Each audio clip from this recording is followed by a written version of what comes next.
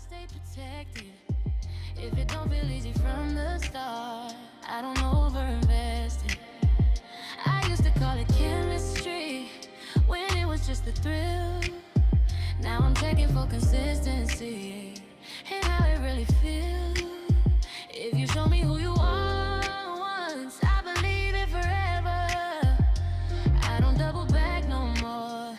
I just smile and choose better. I choose better. I ain't chasing what don't choose me back. I choose better. Hi, and thank you for joining. I am Thereadhead, and today's episode in the HerPsychology series is going to be titled Choose Better. This conversation is not about dating other people, it's about dating yourself with intention. For 90 days, this process asks you to slow down, observe yourself, and become deeply familiar with your emotional patterns, boundaries, needs, triggers, and your desires. Many people date others looking for clarity, safety, or validation, but this journey is about learning how to provide those things for yourself. Choosing better doesn't start with choosing a better partner, it starts with you. Go ahead and introduce yourself. Hi, I am Bluehattery. Okay, so today we're going to talk about her psychology series and myself as the author of the Choose Better, the 90-day dating journal companion. And the pick me on the front, just so, because a lot of people have asked, what it means is that the man and the woman get the choice to pick themselves. So when it says pick me, it's just saying I pick me, which is actually choosing better, because there's never going to be anybody better than you, for you, than you. So, did you have any questions for me? Yes, I really like that title because it makes me feel like that kind of old adage, like if you love yourself, then you could fully love someone else. But if you're coming from a place of lacking, then you're only trying to, be with that person because from a place of insecurity. Um, so I was just wondering what inspired you to, come up with this idea. So, first, I have been inspired to just write a series of 90-day journals, whether it be from healing, because a lot of people are facing grief, especially during the holidays this time of year. And being an author, I like a lot of the things that I partake to kind of tell a story. So, choose better came from the thought process of men always saying choose better, and women are always saying, well, the better option would be ourselves. And so, this journal kind of opens up the door for you to date yourself for 90 days and work yourself through whatever the issues that you feel like you need to face and that you haven't gone through in your life. And that will help you to be able to choose better. And whether that be a better man for yourself once you're done, or yourself, it'll even tell you if you think you would even date yourself, is where I'm really going with it. Am I dateable? Even for me. So would I date myself? I love that. You get what I'm saying? So that is the Yeah. reason why this came about. It asks questions like, how do I currently spend time with myself? Am I emotionally aware? So it gets you to question your own self, give a self assessment. And let me just pull the book up real quick and give you an overview of Yeah. what it's actually about. I'll give you the introduction. Welcome to the Choose Better, the 90-day self-dating journal. This is not a journal about dating others. This is a space to date yourself honestly, patiently, and with loving scrutiny. You may have arrived here after heartbreak, confusion, or simply a deep inner knowing that something has to change. You spent time assessing others, their flags, their habits, their follow through. But now it's time to turn the lens inward and become deeply familiar with your own patterns, truths, and values. This is a 90-day experience designed to reconnect you with your core values. And I think core values is a lot of what we're missing in dating. You have people that are dating someone who is totally opposite from them. They don't share the same core values. Maybe she wants to have a child, maybe he doesn't, and vice versa. Maybe he wants to get married, Mhm. maybe she doesn't, and vice versa. And I think starting with dating yourself will kind of narrow down those core values before you get so deep into a relationship and you don't even know where you're going with this person 10 years down the line. I love that. I love that. I remember reading something like, what would you tell younger girls today, as advice? And a lot of the times, um, us older women are telling them that been through, things, are telling them to get to know yourself or ask these questions, ask the important questions. And Hmm. I think that a lot of older generations were not taught or not able or had that freedom or liberty to even ask those questions like, do you how do you if we had kids, how would you want to raise them? Because then women get in a situation, or vice versa, it doesn't matter. You get in a situation, you're just like, wait, I didn't agree to this, and you're piled with so much labor and so much responsibility, because nothing was spoken about who was going to do what and where are we going to live, how long are we going to live there, how does our life look like, how does like the daily life look like when it comes to domestic, things that people don't think about, whether it's like, we're gonna need toothpaste. What kind of toothpaste? How many times are we gonna have to buy it? Who's gonna remember to, in order for a household or a living situation or future to be, you know, um, to live healthy or fluid, to, for there not to be all this chaos. And I feel like a lot of times we don't have that self-reflection, or we don't even think that we're allowed to. We don't think of, and I think we don't think about that too because it's so romanticized. All that's taught is like getting married, pick your dress, pick the flowers, pick the hall, but no one's telling you, well, you're gonna have to be sleeping with this person. Think about the habits, sleeping habits, think about the cleaning habits. Is this something really that you can live with? And be honest with each other, because a lot of people lie like, oh yeah, like it's fine. And then you can't really do it. And you realize, no, this is not, I actually like, there's someone that really loves to go out, loves to go clubbing, and the other person is more of a homebody. Hmm. Do you think that's something that could be, a deal breaker? Or it's something like where it could be like, oh, I could stay home and, if you want to do that, that's fine. Like, there's just so many things you don't think about, right? You're right. I was just thinking about when you said the thing about a homebody. So basically, my entire life, I've been that person. I've been a homebody. When I was younger, of course, I hung out with my friends and I did things, but not as often as other people would do because I've been a mom since I was a teenager. And so I can remember there were times that I think the expectation when a man has a homebody wife is that she will always just be at home. Because even times when I wanted to go out and do things, and not that my husband was one of these red pill type people because he wasn't. But he would say things like, "Where you going? Because you never go anywhere." And when I would hear him say things like that, I understood that okay, you're not getting out and doing things enough, and it's almost like when you want to do something, it's expected for you to stay behind because that's just what you've always done. Hmm. I can remember he took me for the very first time to meet his family when my son was like one. He took me to meet his family, and he automatically left me at the house with one of his aunts with our son and said that he was going to a concert. He didn't ask me if I wanted to go. He didn't, I mean, it was nothing. It was just like, hey, stay here. I've never met these people. It's my first, and they were wonderful. Let me just say that. But I'm just saying, like, the fact that you knew that's what you were going to do before you got there, and you know how I am as an introvert and not really knowing people, I don't understand why you wouldn't think that it would need to be a conversation.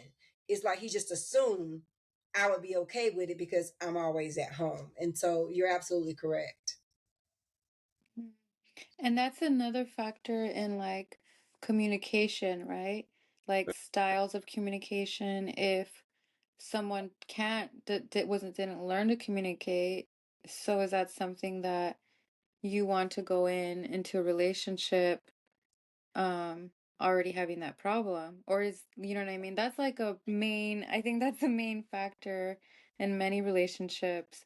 whether if it's even between a man or woman, even just friends, siblings, communication, miscommunication, fear of communicating, like passive aggressiveness because you don't know how to communicate. Is that also a factor?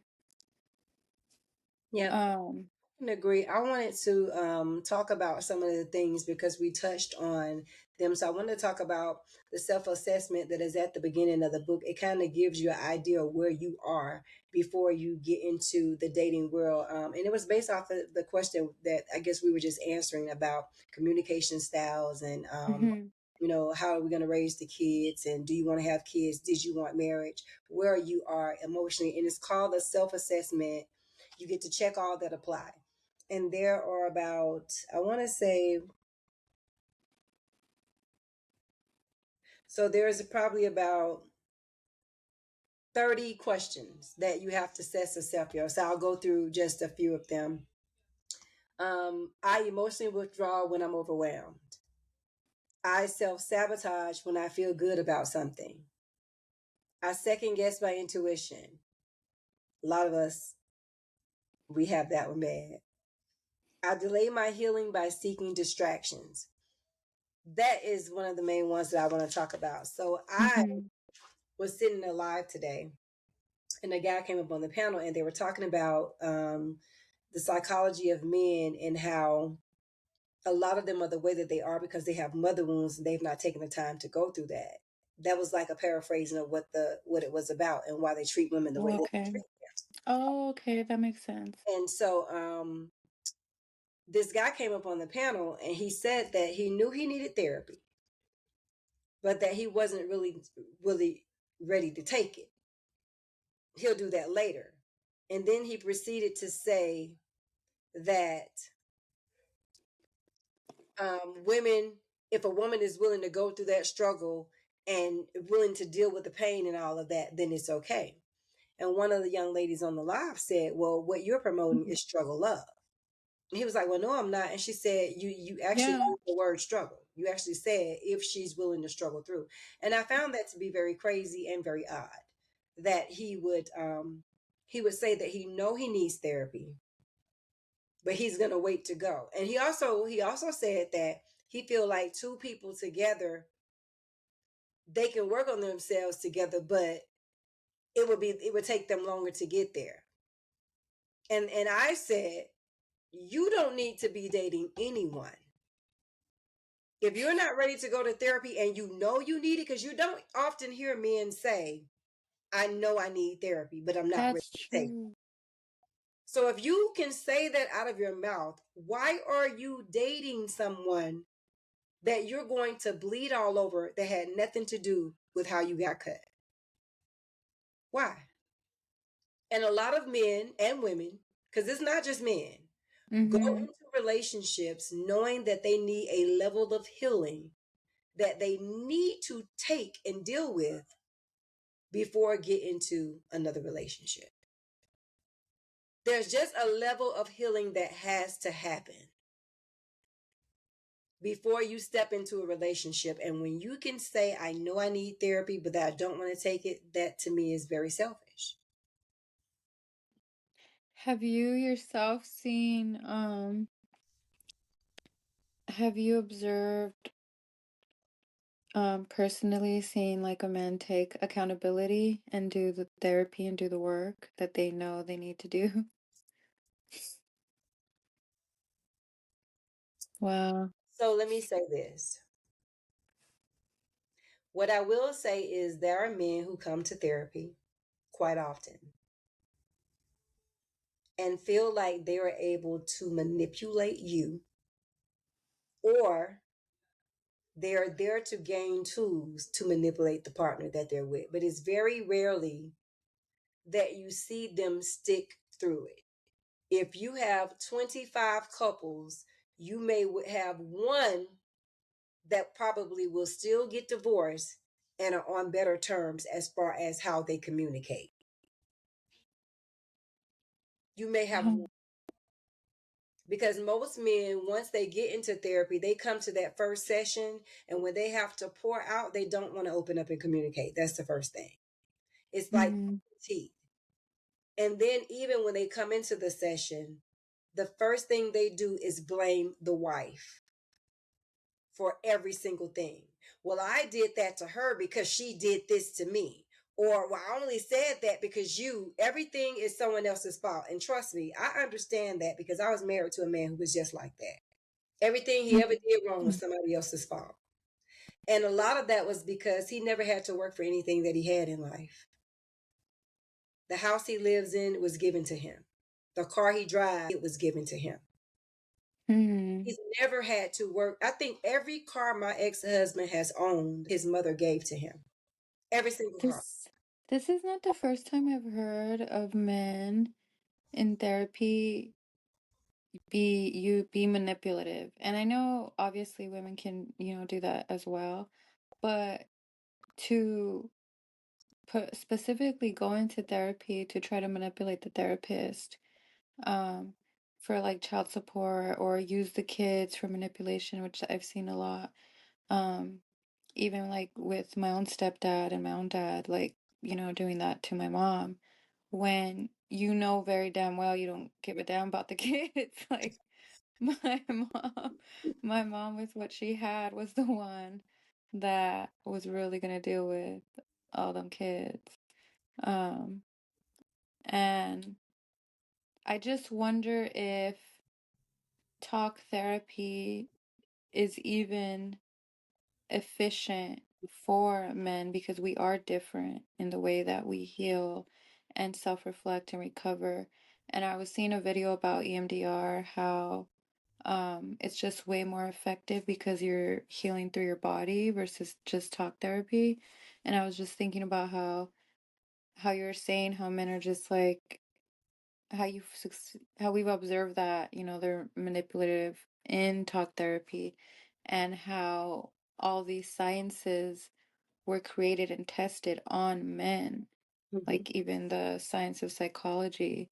So I just wonder if they need maybe a different type of process that is not just talking, but taking a physical accountability, maybe like like, I don't know, I'm talking about like new styles or, new waters I for think one these. of the best forms of therapy for men is consequences, because that is the only way that they learn. You can talk, That's talk, true. talk, talk, talk to a man. They need, like how you were saying earlier, how you have to nip a behavior in the bud. Like, don't, like, as soon as they raise your voice, because if they're testing to raise your voice, that could turn into something more violent, more physical. So, Mhm. as soon as you hear the aggression, no, so it never progresses to the point where, you know, God forbid they have the power of P. Diddy or Elon Musk, because then you become just a serial manipulator and abuser of It is power. very seldom that a man will get it wrong, suffer the consequence, and then get it right. Because oftentimes there's not enough time that has gone by. If you work a job, you have 90 days to prove yourself. And within those 90 days, if they see something that they don't like, they are able to pull back that contract with you within the first 90 days, right? Yes. Dating is a lot like that. I don't know anything past what you've said to me. So right now, I need you to get in here and show me what you are made of. And the very first time a woman sees, and a man, because it could be either or, sees a red flag, they don't need to get 2, 3, 4, 5, 6, 17, 20,000 chances at the first red flag, especially one that is questionable. Sometimes, because we all have experienced trauma, those that have, we think everything is a red flag because our tolerance level is so low for the bullshit. If they sneeze too loud the wrong way and don't cuff that nose and that arm, you're a It's a red flag. bad sign. That's a bad. Then I'm at your house and I'm cooking at the stove, and you come stand in front of me and say, damn, you ain't gonna fix a nigga plate to eat, and I'm still cooking the food. That's a different Mm-mm. type of red flag. That's a flag that says, hold on, am I a maid? Because I'm cooking, you haven't even given me a chance to get done, and you already asking, am I gonna fix your plate?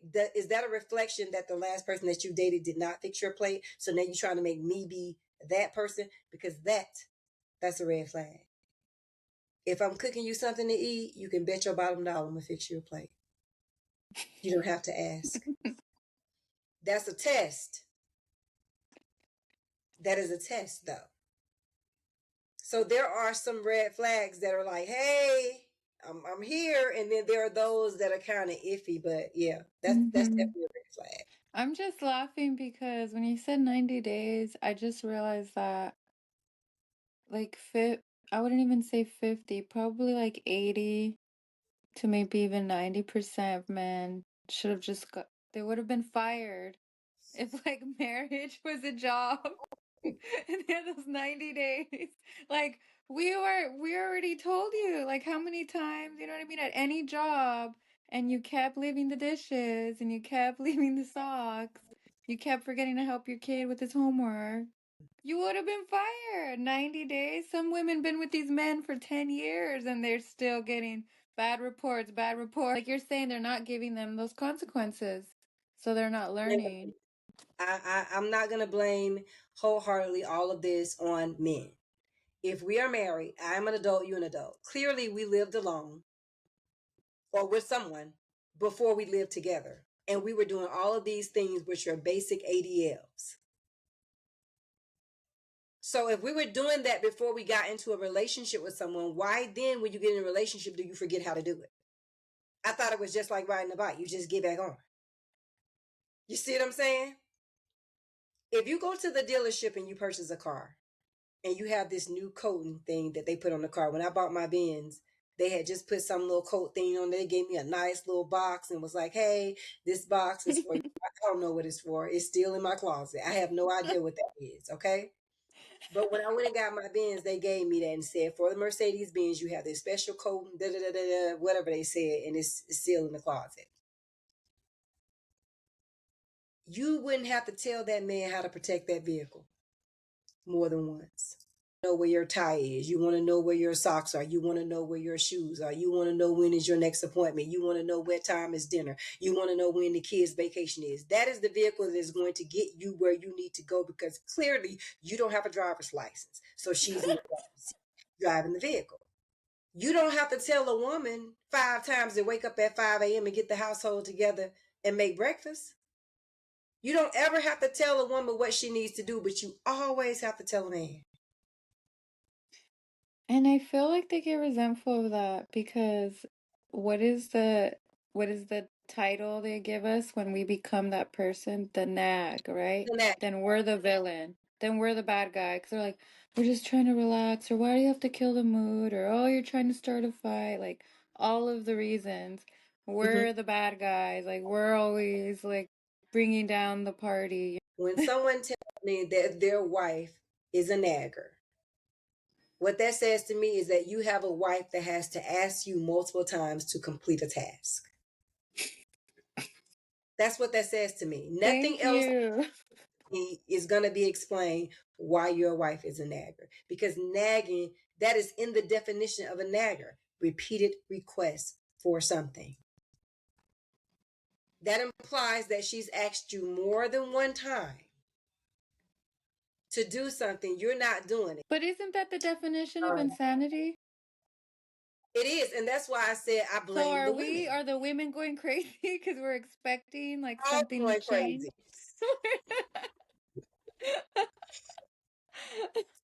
I want to be treated in a relationship the way that you want to be treated in a relationship. And if you are treating me horrible, then that says to me you would like that same energy return. And believe you me, I got it. I got it. I got it I ready. got it. I'm your That's girl. my back pocket. Let's I'm your girl. go. I'm ready for the test. I'm ready. You want to go? That's Let's what go. you do. You should treat people how you want to be treated. And so if you are talking crazy to me, thinking you're gonna come up in here and dictate this, that, and the third, and we're married together, the Bible says we became one since y'all do go by this Bible. Why are you treating yourself like that then? If we're one, that means I'm part of you. And the only way that you're going to mistreat yourself is if that you have no respect for yourself and you don't love yourself. So that means you can't love me. Mm-hmm. I match energy or I walk away. I'm going to match energy, then walk away. But it's going down. Period. There is a section for strengths. I am introspective and self aware. I show up for others when they need me. I am intentional about how I spend my time. I want that one to be one that when we do this exercise, we focus on. Because if we are intentional in what we're doing with our time, we don't have time to worry about when we go no contact, him being able to reach out to us again. Because we're intentional. So I would suggest maybe getting your calendar out and planning your day like you would do for your job. Like for myself, Mm-hmm. if I have interviews or sessions, I schedule them throughout the day. I put a lunch break aside. If I want to go to the park, I put park for 30 minutes. Like I'll do it like that. And so it gives you the option to go through all the things to see what it is that you're truly missing. Give yourself that self-assessment and then work 90 days on improving. So under each section, I'll just go down for instance. So like day 5, it focuses on rest and regulation. Day 6 focuses on avoidance and engagement and asks questions like what did I avoid today? Where did I show up for myself or anybody else fully? What do I desire more of? And what should choosing better look like today? So the self-assessment goes along with each chapter. There's also a section in here, and I want to ask your opinion on this one, where it talks about relational beliefs and visions, personal care, and cultural values. Are political beliefs important to me and a partner, yes or no? Or somewhat, you get to choose somewhat. And then what values or policies matter most to me? I think that's important. I have realized this. A lot of conservative men are now faking their political stances to be able to date liberal women What? because they're so far to the left, Wow. calling us leftists, but they're so far to the right. You get what I'm saying? Yeah. And so a lot of them now on those dating apps or when you're dating them, you ask them questions like, hey, what are your political beliefs? And a lot of them are saying, oh, I'm just not political at all. And then you get married and you start having conversations about politics Mm-hmm. and you start having conversations about how you want to raise your children, then you find out, oh, they're very highly conservative or she's highly Yeah. liberal. So I don't know that there are too many women faking being conservative, but there are definitely a lot of conservative men faking being liberal or non-political at all. What do you think about that? I think it definitely should be spoken about, especially in this climate, because it doesn't only affect it's gonna affect things like it's going to affect things in your daily life. And there's I don't know if some people can completely believe in different things that that com that oppresses their existence almost, because it's one thing to be conservative, but it's another thing to, like, historically, if if there was a dictator or somebody in place and he was, wanting to do genocide on some people, you wouldn't say like, oh, well, it's just the political, like, no, there's actual people being mass murdered. So it's not just like this small matter when that could be like a whole difference between you being oppressed or people feeling unsafe or in a environment that is either taking away from them and taking away from Mhm. their livelihood and putting them in harm and in danger. For instance, so many things that are affecting women, where women, because of these laws and changes, women have literally, right now to this day, have been hurt and brutalized through the medical system because of these laws and policies. So I don't see how it can just be an opinion when it like clearly in this climate, it's important to speak about because it's not just something that it's not just something that you can be neutral about if you're somebody who is being directly affected and put in harm's way because of those beliefs. So let's just be real about it. Let's just be honest. I agree with everything that you said. I wouldn't want to raise a child with different religious beliefs. I actually grew up in a Christian household from the time that I was probably even before my birth, still in my mom's stomach, up until the time that I left the church. And I left the church probably when I was about 15 or 16 years old. Although I still went to church, I left the church as a whole, like going to church every day, because I understood that the Bible could be manipulated. I understood how you could be a pastor of 8 children and then get up in the pulpit and then come home and abuse your children Monday through Saturday. I understood how that thing worked out. And so a lot of pastors, in my opinion, think that they're bigger than the program and that it's all about them, and they've lost sight of what the church is really about. And so that's one of the reasons why I do not go to church on a regular basis. However, I am a more spiritual person than I am a person that is religious and claiming all of these different faiths. I just know what I know. And I do know that there's a higher power because I know how it has worked in my life. And that's all that I can say that I believe in.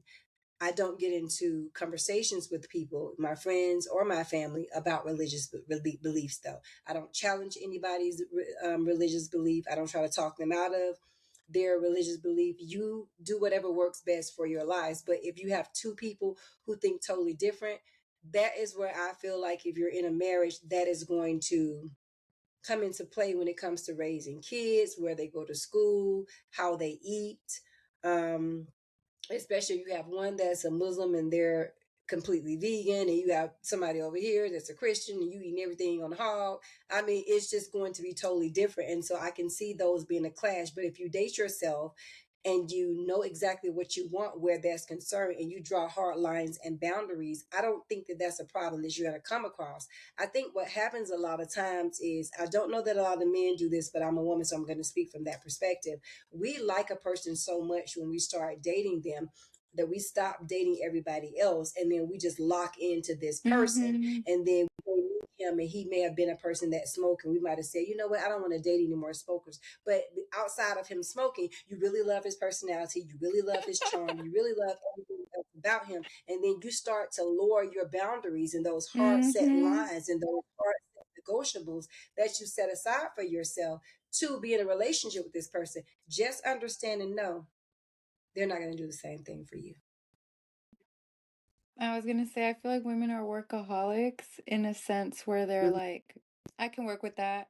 They're like, they'll be like hopeless romantic, and they'll feel like, oh, I feel so loved, or he's handsome, or like you look at a couple good qualities and you ignore the red flags and you ignore what he was actually telling you because you are putting a fantasy in your head and you're just like, oh, I could ignore all of that and I could work with that. Like, so I feel like that's another thing. And a lot of times women will focus so much on wanting to get to know the man. Like, what is he like? What is he, And then they'll want to align themselves with that, and they won't even know themselves. Like, well, what do you like? Well, how do you really feel? How's your nervous system, you know, in this environment?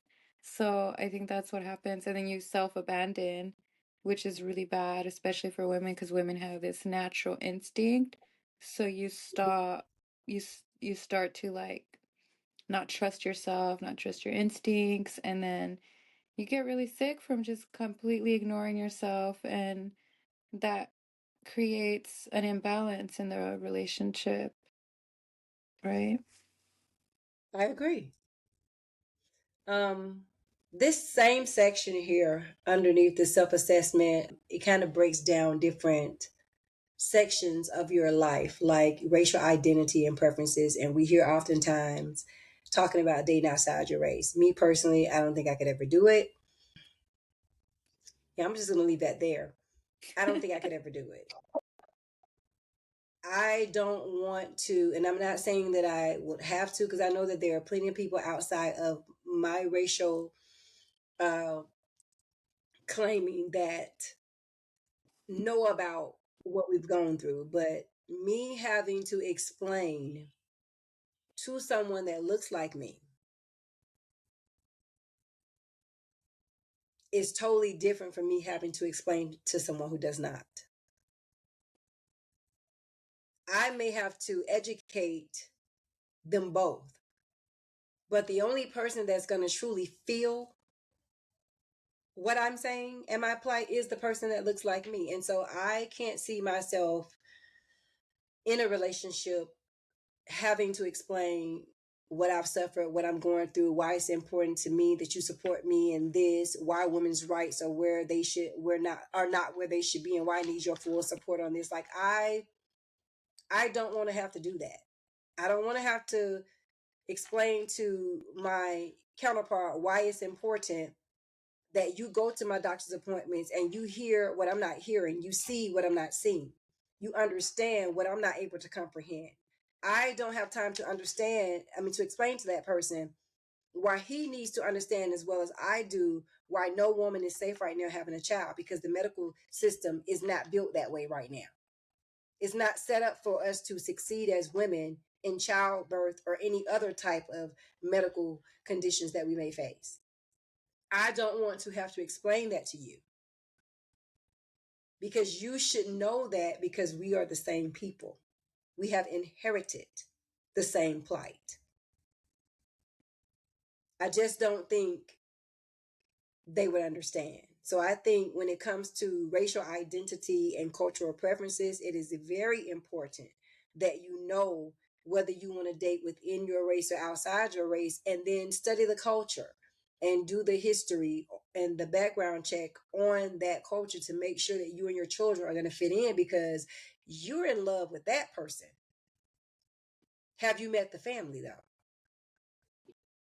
Are they in love with you?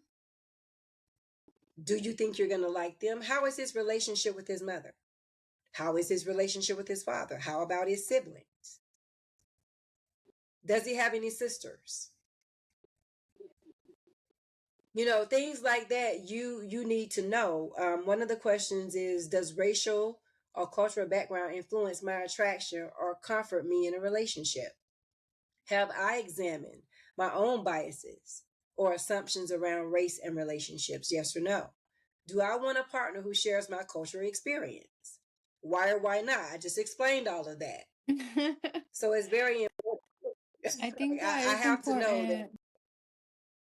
It's like you said too, where you were like, how they were saying, you remember how he was saying, I don't want to go to therapy, or like, I know I have to go, but she's gonna have to deal with it. It's gonna be a lot of work. It's kind of the same thing, because if you're going to, vice versa, whether you're black or brown, and if you decide to go be with somebody who is extremely privileged, has no idea your experience, is that Hmm. something you want to deal with? Like someone who really doesn't understand, isn't trying to understand, and you have to explain to them. vice versa, if it was the other person around, are you going to do the work to try to understand them, what they've been through, how it is being in their body, and understanding that you're privileged compared to them, and vice versa, and thinking about not only that, but like how you're going to celebrate your life culturally, whether it's birthdays, holidays, and are you the kind of person that is going to want to be with that family or set boundaries and be like, oh, your family's a little, is he going to respect that, or is he going to put his family first? Like some people will get Mm-hmm. married, but still put their family first before their wife or their husband. So there's different cultural things that's unspoken. Um, yeah, I feel like that is a thing. And is this something that you would recommend to everybody? Like all in all walks of life? For anybody, this book can be for anybody that's willing to reassess themselves, that is having problems in dating. You don't quite know why. Every time you call a girl up, you get one couple of text messages and now you blocked. That might be the reason why. It could be something in that Yeah. assessment that you have an assessment of yourself. Same thing for a woman. I am going to do this because I'm not dating, and I am going to do this assessment, but I already know the things that I need to work on. One, I can't determine or make a decision whether or not I want to ever be married again. In my heartness of hearts, no. But then sometimes I get real mushy and I'm like, oh, I want to be married again. So I don't know. You know what I'm saying? So I need to make up my Mm-hmm. mind. That's the first thing I need to do. And that's one of the questions. Do you want to be married or do you not want to be married? Another thing it talks about is lifestyle and shared roles. Is having a financially providing partner important to you, or is it not important to you? Are you open to doing a 50-50 contribution dynamic? Let me tell you a story. I am not. I was married and in a relationship with the same man, married him 3 times, divorced him twice for 20 years. 17 of those 20 years, he did not hold a steady job. I'm going to give the story short, stop, nutshell, and let's move through it. I met him, worked for the same company. He had a job. He had a bright idea. Him and a couple of college roommates wanted to quit our job and move to Houston, Texas, and start a mobile dentistry, which they did do. However, it did not pan out the way that they thought it was going to pan out. And when that did not work out, he became very resentful. The reason why I know he was resentful is because we were standing outside one day in the rain. I've told this story multiple times, waiting to go pick up my car that had broke down. And this man turned and looked at me and said, you should have just told me to get a job. So hold on a second. So you mean to tell me you had a person that was supporting you? You had a person that left her job, found 2 jobs, moved to Houston, Texas, supported you while you were trying to build your dreams up. And I should have told you to get a job? All because me supporting you failed to render how you thought that it was going to do, which is you succeeding at what you wanted to do. So now it's all my fault. But anyway, to make a long story short, I did that for 17 years. Now he worked in odd and end jobs in between those 17 years. So I'm going to give him 3 of those years as having a job. Right? Now he's since held a job that we're not together. But we were together. He didn't hold a job. And what I'm saying is, do not get into a situation where you are trying to build a man up and trying to go 50-50 and him not being compatible to you, because it will backfire every single time. Men have to have a sense of purpose. They can sit online all day long and say, I'm trying to look for somebody to build. I'm trying to look for somebody to build this. The minute your Lego blocks get higher than theirs and it's looking a little bit more pristine than theirs is, they're going to take that Lego set they got going on and bump it into yours to knock yours down a level or 2. I tried, true, and tested this for 17 years. Wow. This is a man whose mother was calling him every day, nagging him, telling him, why did you do that? You shouldn't have done that. You should have got a job. And because I heard how she was treating him, I decided not to be that person. And he's right. He did need to get a job, but that was not for me to tell him. He needed to be able to see that for himself.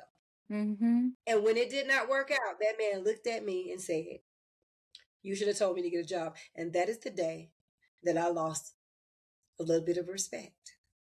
Wow. And from that point on, respect just kept leaving and kept leaving and kept leaving. And it just came to a point where I was just in the relationship just to be in, we were just being parents to our son Yeah. until I woke up one day and decided, you know what? I think I want to move to Vegas. Bye. Let's get a divorce. It Wow. really was that simple. So what I would have to say, 50-50 is not going to work for me. I've done it all. I've done Mm-hmm. 50-50.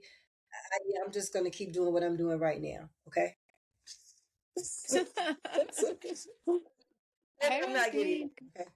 I don't think 50-50 works because even if you were to do 50-50, it would still be in balance. Because the woman still, especially if she has to carry the child and do it, like, how is that 50-50? You're not carrying the child, your body isn't changing. That it's never going to be 50-50 because we didn't exist. We're not created that way. You don't have the Now I will ability. say to the 50-50 talk as it pertained to me and my ex. He cooked. I taught him how to cook. He Okay. cleaned. He did school runs. He grocery shopped. He went to the laundromat. Like he was not lazy. He was not the type of person that did not want to help out in the home. He just once he got a taste of not working at all, he just decided I'm not working. He would just simply say, I'm not going back to work for the white man anymore. And Wow. regardless as to whether or not he went back to work, I still had to provide for my family. And I was the breadwinner anyway. Do you think that's something that he should have communicated to you? That he do you did he mentally decide, "Oh, I'm not gonna work," or did he tell you, like, "Hey," or did it kind of happen slowly behind the scenes and you're like, "Wait, he ain't trying to work." That is a great question. And I'm gonna say this. I think it mentally happened for him. And I think that there were a couple of things that were going on in his life. He had a couple of family members that had been diagnosed with some chronic medical diagnosis, and he was assisting the family out. And so it didn't bother me. They didn't. Honestly, he didn't have a job because the things that I would normally have to do if I was home, he was doing them. So I didn't complain about it. He was never. He was not a red pill type of dude. You need. He was just not that type of person. Like he does not hold that type of energy at all. We didn't even get a divorce because of he and I in our relationship is more so of his mother. She was the issue, the reason why we got a divorce. She just had no boundaries, and he did not make sure that she had any boundaries. And I just could not stand a relationship where a grown entire man had no boundaries with his mother. And I had dealt with it for so long, even before we even had our son together. And it just got to a point where I went through breast cancer for a second time, and I just became a different person. And once I became a different person, I can remember having conversations with him about certain things, and I can just remember him saying stuff like, well, I mean, you accepted it before. And that's when I knew he wasn't growing. That's when Hmm. I knew I was the only person in the relationship that was growing. And other ways that I knew he resented me is because I would throw these breast cancer benefits, because I'm a breast cancer survivor. I would throw benefits every year. Had did it 2 years in a row before I moved from Indiana. And I would throw those events, and I would struggle to get him to help me sell the tickets. But his barber would have things going on, and he'd be promoting his barber all over his Facebook page. But I would have to beg him to promote my things. And these are tickets that I was selling that we both were going to be able to eat off of. So it's not like I was selling the tickets and the money was just going to be going in my pocket. I was selling the tickets and they were going to be paying our bills. It's how we were going to eat because this was a business. And although he would help me like bring the stuff into the place for the event, help me break it down and things like that, and it's very much appreciated. I still need you to get out here and sell these tickets because I had my friends selling the tickets. I had his family members. I would ask them, hey, can you post this on your wall? And they would do it. But anything that I asked him to do, I would struggle to get him to do it. And I remember one day he had got inducted into the Hall of Fame for his high school. and we weren't really together anymore. I was living in my own house. He was living in his own house. We had broken up. And I remember when it happened. And I remember him coming to me maybe like 7 months to maybe a year after he was inducted and saying, "You didn't even tell me congratulations that I got inducted." And that was intentional because you didn't congratulate me on any strides that I had either. People often always remember what you do not do for them, but they don't ever seem to remember what they did not do for you. And at that point in my life, when he was going through that, I intentionally did not congratulate him, not to be spiteful, but for spiteful or anything, but to show him, listen, that goes two ways. If I support who support me, and you weren't supporting me at that time, and at that time we weren't even together anymore. We were just living in the same city before I moved to Vegas, but we were not in a relationship anymore. And so I didn't feel a need to congratulate you. We weren't on the best of terms. I wasn't speaking to him like that. And so I didn't feel the need to call him because you were right with me and you didn't congratulate me or assist me in trying to obtain the things that I was trying to obtain. Although I supported you for 17 years. I never received that type of support from him when it came to business ventures that I wanted to do. Mm-hmm. But the minute he got inducted into the Hall of Fame, he felt like I should just run to him and just praise him for that accomplishment. And I absolutely said no because I'm matching your energy right now. Mm-hmm. It's kind of like when a dad will do the same Okay. thing that a woman always does, but the man's praised for it, like um doing laundry or the dishes or changing the kids' diapers, and they're like, "Oh my God, thank you, he's such a good dad." But it's like a thing that the girls do every day, and they don't get any kind of praise. There's no praise. There's no But do you think that a 50-50 could work if the man was to do basically what your ex-husband was doing, like taking care of all the household labor, taking care of the kids, if he was to be emotionally accountable and doing something else for himself, like to growing, like in therapy or doing something, else as well? You feel the lack of him trying to I grow do or be a better person? I do think that it could work. It definitely worked for my situation. Like I said, I never complained that my ex-husband did not have a job. I didn't care, honestly, that he didn't have a job because, like I said, the things that I was having to do, like he would sometimes have my water ran when I came home. He'd be cooking or he'd be already cooked my food, be in the microwave. He was very good. We had a dog. He was very good about taking the dog out. He made sure the grass was cut. He was not the typical I'm just not going to help around the house and I don't have a job. He wasn't that person, but financially, he was just very financially irresponsible. He was that Mhm. person. Um, the amount of time that our son has been alive, I have been the sole provider for our son because he cannot keep a job. Now, he had a job the last couple of years, but it's my understanding that he's not working right now. But even when he worked, he did not take care of our son. It was always me buying our son clothes, buying our son everything that he wanted. The only time his father did anything was like for special occasions, would be like his birthday, Christmas, and things like that. And I remember one time asking him, I was like, why don't you ever buy anything for your son? Um, you're right here in the house with us. He was like, because you always do.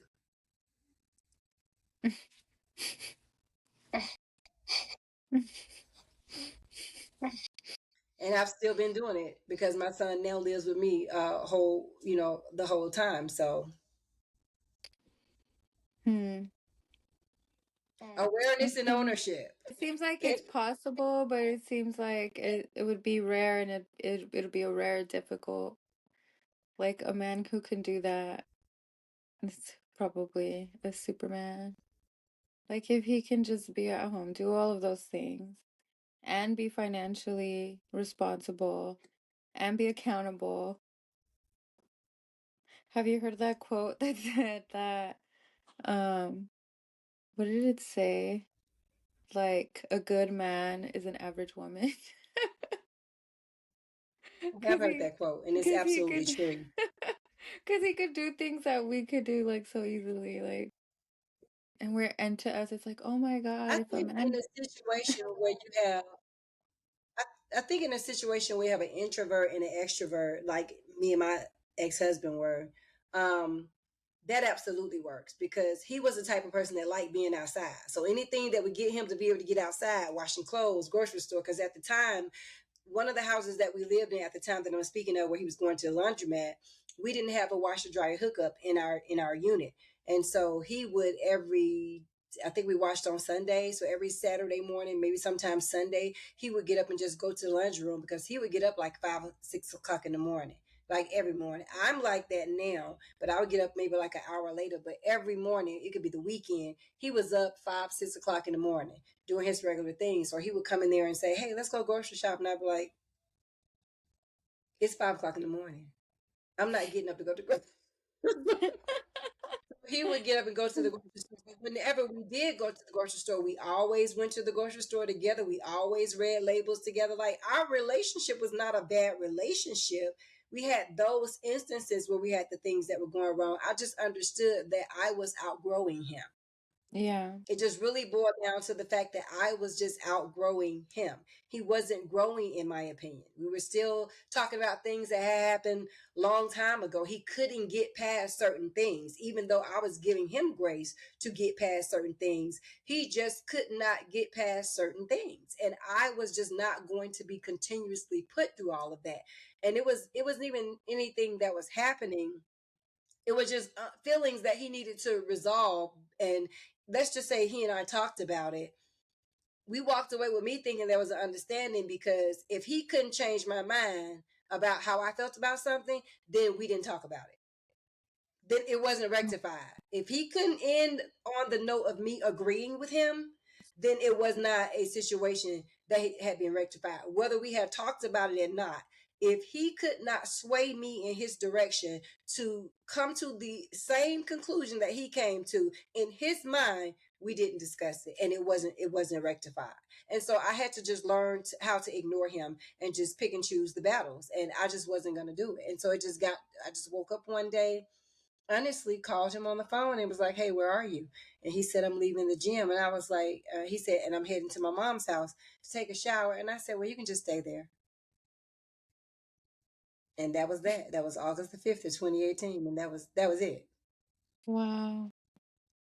Nothing had happened. We hadn't argued. We had just gotten remarried that June for the third time on my birthday. We had just gotten remarried in June, and by August it was over. Because we had a conversation about something, and in that conversation we talked about how we were going to communicate to each other and the boundaries that we were not going to cross. And the very first conversation we had after that conversation, he crossed some boundaries that I just was not willing to deal with anymore. And that's what made me know this isn't going to work. And the reason why it's not going to work, because just like me, just like every other woman who has been in this position, every time you say you're not going to do something, you need to stand on it. Every time you say, "I'm not going to put up with this," you need to stand on it. Because every time you go back, what you're showing them is how much they can get away with. Every time you say, "I'm not going to do something," you need to stand on it. And you need to stand on it the same way they stood on the behavior. And That I is the feel like lesson that took me 17 years that's to true. learn. I feel like that goes not only relationships with everyone that you encounter, um, Mm-hmm. and with family, friends, even. I've had to learn that. Because basically, okay, let's say you're saying, okay, I'm gonna stand on this, but then you let it happen. You're not only are you showing them how to mistreat you, but you're mistreating yourself. Like every time you do that, you're like basically hurting yourself. You don't realize it, but I was like, this is like it's literally self-harm because you know that it's gonna hurt you again, and you You're showing them that you do not mean what you say. oh She's just oh talking. yeah, Mm-hmm. she ain't gonna do anything. Yeah, I've had men say that to me in relationship. Oh, you ain't gonna do nothing. I love that though. I'm not gonna lie. When I'm talking to a man and he says something like, "Oh, you ain't gonna do nothing," or you ain't gonna do nothing, I be like, "Bet." In my mind, I'll just be smiling. You're right. Ooh, you disappear like a genie. Dee dee dee. You're gone. It got so bad that it got so bad that my brother told me one day, "Listen, let me have a conversation with you. You can't break up with men the way men break up with women." We had to be about 19 or 20 years old. And I'm gonna tell you why he told me this. What in I the was dating a world? football player that we were nameless, and he had come to my house drunk. I had broken up with him like a week earlier. And we hadn't even been talking that long, maybe for like 2 months. And I just started seeing some red flags that I just wasn't happy with. And one of them was that he drank a lot. And when he drank a lot, he would start to raise his voice. He's like one of the first men that I've ever dated that I've seen get really aggressive and raise their voice. My father never raised his voice, never went up an octave, never saw him yell at my mom, never yelled at us, any of that. He talked very monotonely. My brother's same thing. And so when he raised his voice, he kind of grabbed me by my arm and I said, "Oh, first of all, I have a problem with a man putting his hands on me when you didn't ask. Mm-hmm. Or if we have not shown each other that that is what this is." And so when he grabbed my arm, I didn't say anything to him because I am a victim of abuse from childhood. I Mm-hmm. waited until he left me. And then I texted him and said, I'm sorry, I didn't text him. I called him and I said, "This is over with. I don't wish to date you anymore." Just like that, cold turkey. So one day after that, he came to the house about a week later. And I was home alone. No, I wasn't. I was at home with my brother and his girlfriend, Nikki. They were upstairs. And he knocked on the door and I opened the door, but I didn't take the chain off because I had a wooden door, one of those heavy wooden doors too, with a chain across it.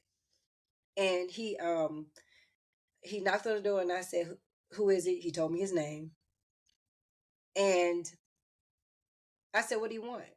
We're not, talking anymore." He was like, "I need to talk to you." And I could smell the alcohol. The wind was blowing, it was raining outside. I could smell the alcohol coming through the door. And I said, "Oh, he's drunk."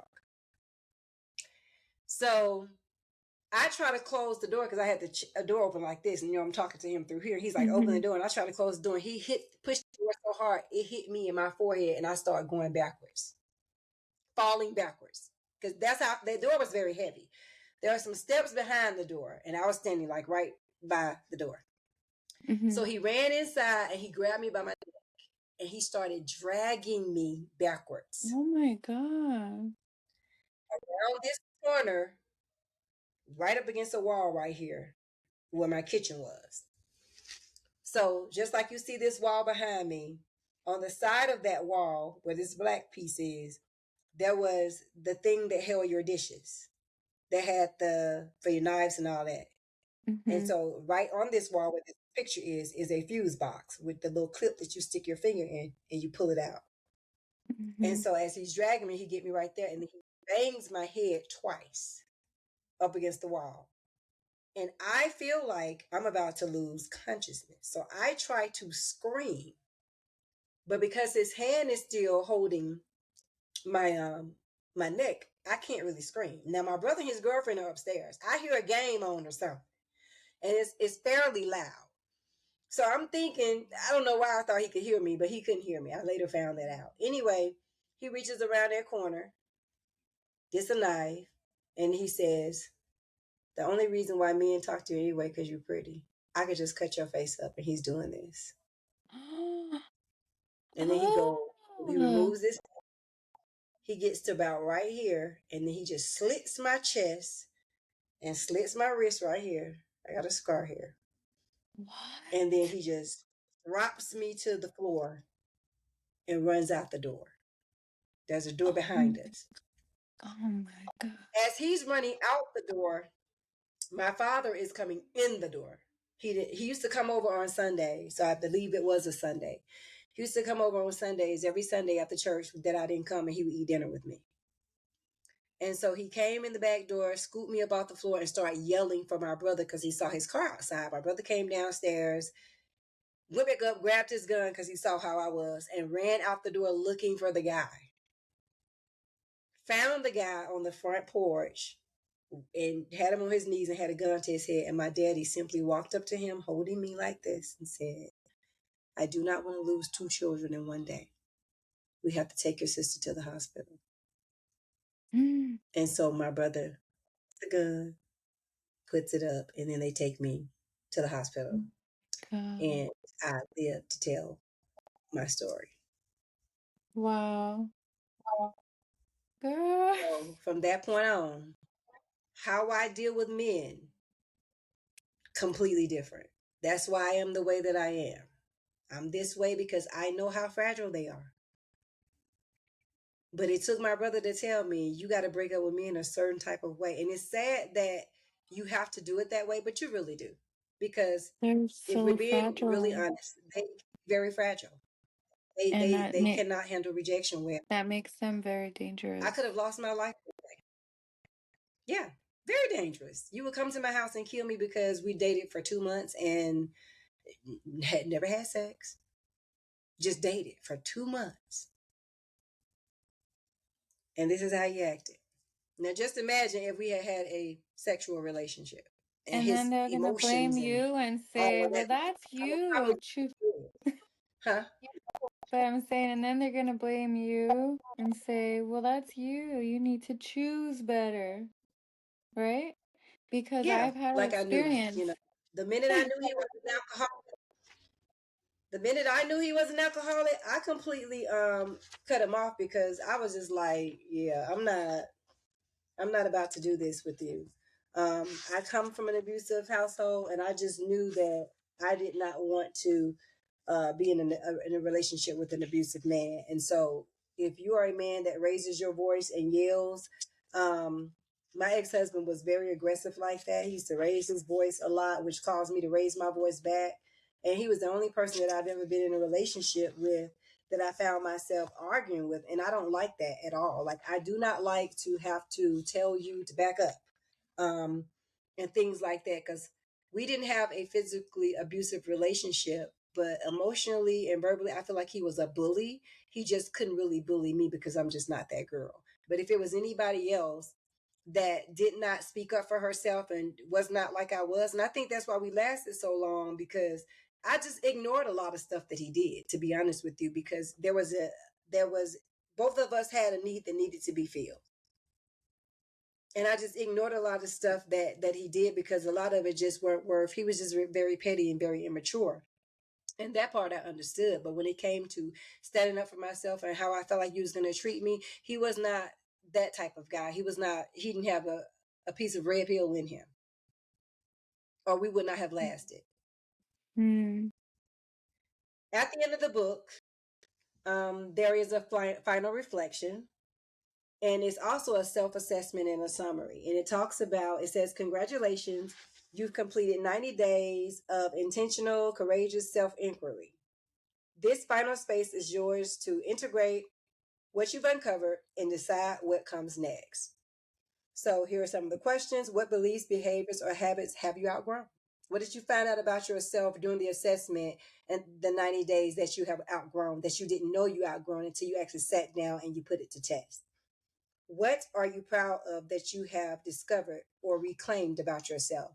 When I left my ex-husband, I can say that I recovered the love for writing, because when I was married to him, I couldn't write hard. I think I wrote one thing, which was one book while I was with him, a couple of poems and things like that, but papers and things like that. But as far as like how I write now all the time, I had a block. I could not write in the space Wow. that I was in with him. So that's what I reclaimed once I left that relationship. Where do you feel more grounded, secure, or emotionally honest with yourself now that you've done this assessment? Can you tell yourself the truth and say, you are the problem? Are you the Mm-hmm. problem? And then It talks about dating yourself. What did you learn from dating yourself? So those are some of the things that are going to come across at the end of the book. You give yourself another self-assessment. There is a affirmation at the end, and then you're done. And that's the end of the book, which is a closing affirmation. And it says that you spent the last 90 days choosing yourself. You've looked inward, told the truth, and witnessed your own evolution. You have met your habits, honored your healing, and faced what you used to flee. You've learned that readiness is not perfection, it is presence. It is the ability to hold yourself fully without seeking rescue or permission. And there's a little bit more to that affirmation, but I just wanted to give a little bit of it. And this is the Choose Better 90-day self-dating journal companion, which is actually out now, but we're working on the website, so I have to get it uploaded. Hopefully by next week I get everything uploaded and they'll be ready for purchase. Like I said, we do have the 4 women that are going to join the group starting February the 1st, 2026. If there are more people that want to join, just hit me up, send me an email. I'll post my email here below, and you can let me know if you want to join. We'll take the 90-day journey and then reconvene and see how that works out. What do you think about the book, the journal? I love it. I'm very excited for it because it helps you with accountability and helps you like Mm-hmm. self-reflect on yourself. I think it'd also be a good gift to somebody that you might want to take the journey with, like, oh, let's do this together, two people that maybe are single or maybe just want to work on their relationship and figure out what's going on, like it's not working out, like, and maybe they need to figure out if they're the problem or vice Mm-hmm. versa. But I'm super excited too because it also helps like bring more people together to kind of talk about like these difficult journeys and conversations um that a lot of the Mm-hmm. times you're embarrassed about or you go through by yourself. And I think that's something that is forced through capitalism, consumerism, and especially in America to isolate yourself and go through healing alone. And it becomes very lonely when, in fact, it we're naturally like we're communal creatures, and especially women, we heal better together and we could give each other insights on things and also take away the shame and guilt of like maybe it is us, because our mothers hurt us or we have a father wound. It's something that you have to work on. It's something that a lot of people might have shame or guilt about or go through alone.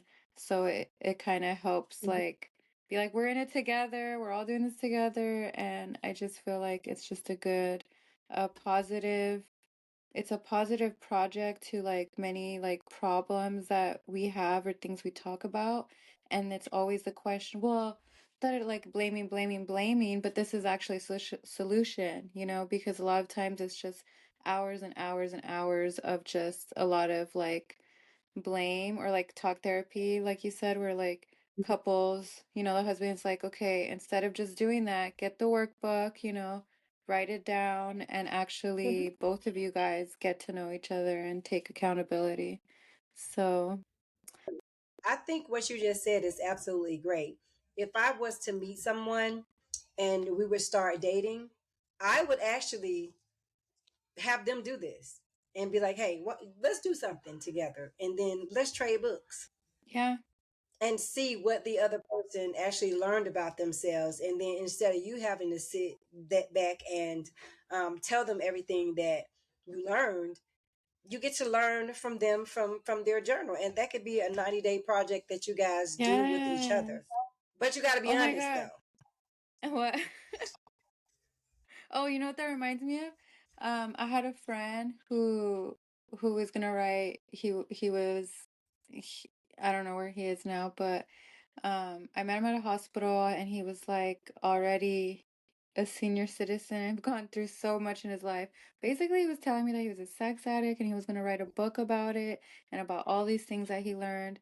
But he Hmm. said that the title that he was saying that a lot of things I experienced is that people would get intimate with each other before they got to know each other. And I like that that's a boundary that you have. You won't, and I think that's really important. I think that's what a lot of women or men should do, respect themselves, because that is something that is very personal and deep, and you should get to know someone. And I like what he said. Hmm. So he said, let's what did he say? He was like, let's get naked before we sleep together. Basically, like Hmm. get to know everything before you even. So that would be like the 90 days. Something like that. But Yeah, he's talking about mm, the essence of being able to bear your soul with each other before you actually bear your body. You know what I'm saying? mm-hmm, Like, get deep into the mm-hmm, mind. I've had several conversations with people, and a lot of times when you are talking to somebody that you're dating, for me, it doesn't get past that first conversation if you have no depth. Because I'm going to bring up certain things that I'm going to know you have to have some type of depth to even be able to communicate with me with. And I mm-hmm, think a lot of women need to start doing that. Start having conversations and just bring up something that happened throughout today to see where a man's emotional intelligence is. Something that any human being that is decent should say, oh my God, are you serious? That happened?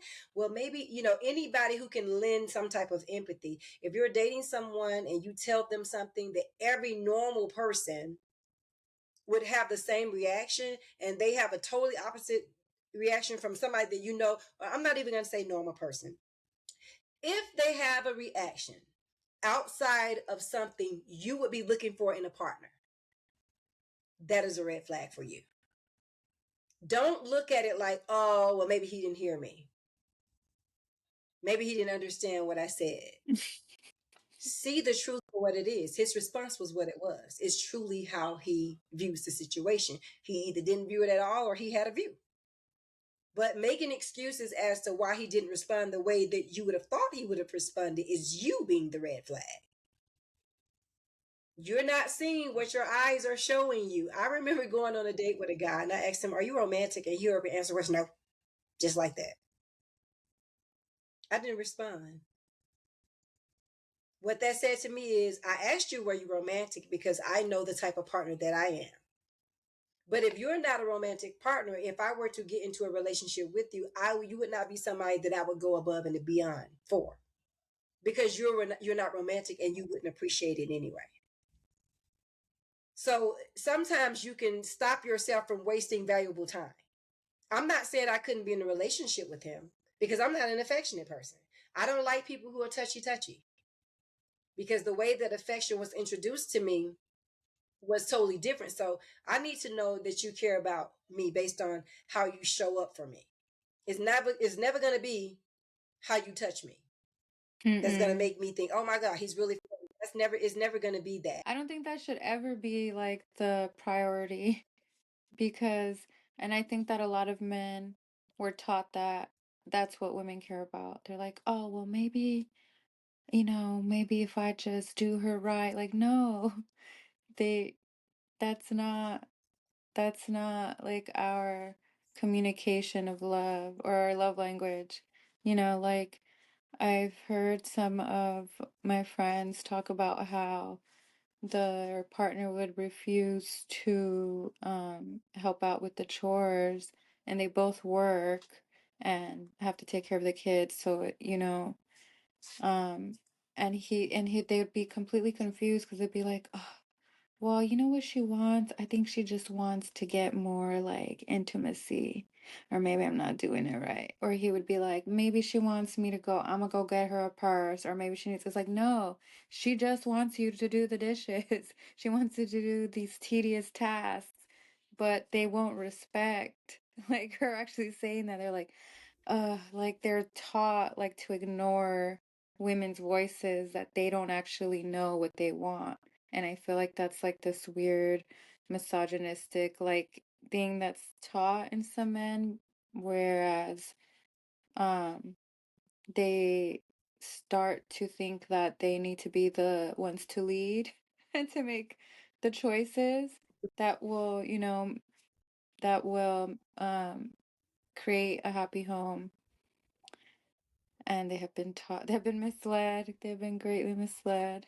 because like you said, not only is touch really sensitive and a boundary for really most women, but it's not the main source. It's not going to create any endorphins or like love chemical for us if we have no emotional connection. You can't just be like, "Oh, just get in there."